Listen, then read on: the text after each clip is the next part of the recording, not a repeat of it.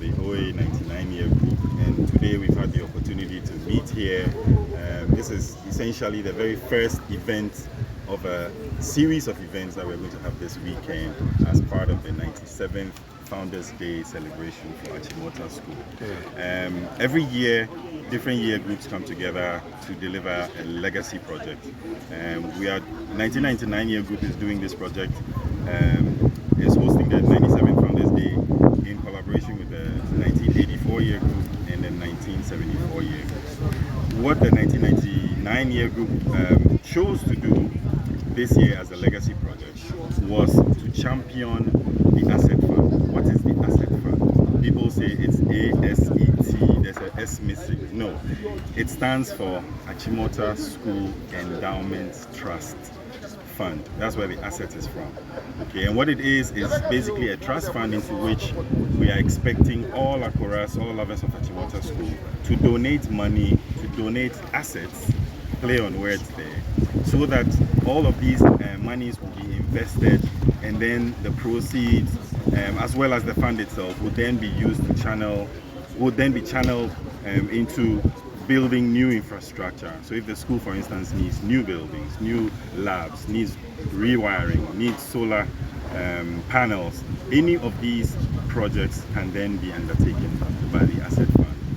There are a lot of projects. A school like Achimota School is actually quite a big school, right? So many of the projects are on a scale that a single year group or even 2 year groups cannot do by themselves. And therefore, it makes sense for us to have this fund standing on its 2 feet. And that is why 1999 year group this year decided that no, we're going to make noise about this Asset Fund. In 3 years' time, which is in 2027, the expectation is that we will raise $10 million.